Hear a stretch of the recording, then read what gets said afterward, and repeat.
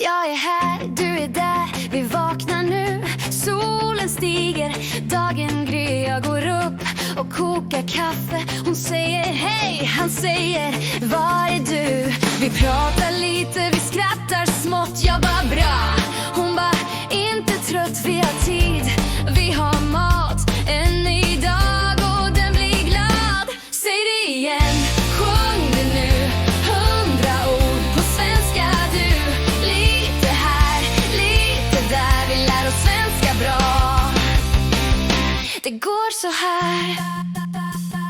Jag går till jobbet, du går till skolan. Ta bussen eller cykla på gatan.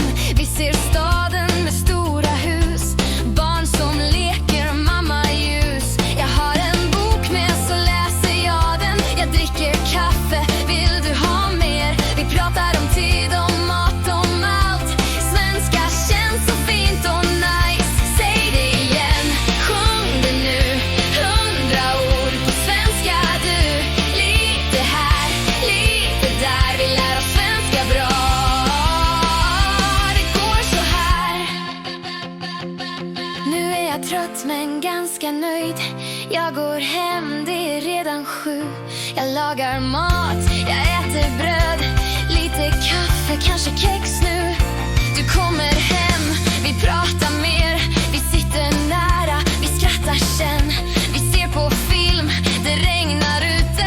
Vi bara åh vad mysigt, eller hur? Jag tänker lite, jag tror jag vet att svenska känns som ett hemligt sätt att förstå världen av Ingmar Bergman. Jag kan lite än men upptäcker mig gärna.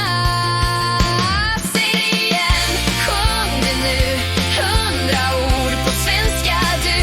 Lite här, lite där, vi lär oss svenska bra. Så här. Jag tvättar när jag borstar tänderna.